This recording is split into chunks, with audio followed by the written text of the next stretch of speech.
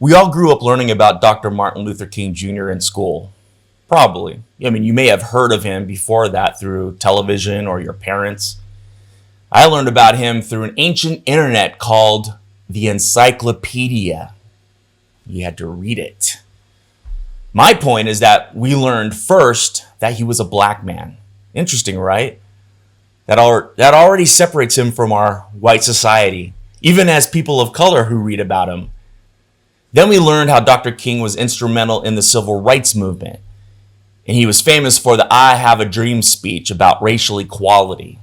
And if your school was like mine, you did a report about him, had to fill up a page, and then create some art that usually depicted a black and white person standing next to each other, once again divided. And today I'm focusing on that because if you look at the images of Dr. King marching, we don't see separation. We see blacks, whites, men, women, and children walking together, enmeshed like a fabric behind Dr. King. Through my older brain, I take a look back and reframe being told that he was a black man first.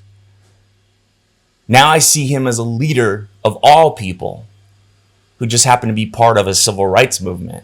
And that's not to diminish his importance to our black brothers and sisters, because I will never understand the peace and freedom he brought to them. I've never lived in those shoes of oppression. But to me, Dr. King was a leader to all, even the oppressor. Like Jesus Christ, he was showing us the way as loud as he could and hoped anyone would listen. Being black was the icing on the cake. It was the beautiful part of that. Like most of my black neighbors that I know, here they are subjugated by our society, and yet they still love. How? Why? I am not that forgiving to love the enemy, especially as we witness the inauguration of a vile and false leader.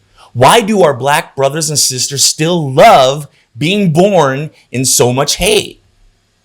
Dr. King had the answer. He said, darkness cannot drive out darkness. Only light can do that. Hate cannot drive out hate. Only love can do that. Thank you for being a great leader, Dr. King. Thank you for being in my life in some way. Thank you for being the light. And thank you for showing the power of love. And happy birthday, Dr. Martin Luther King.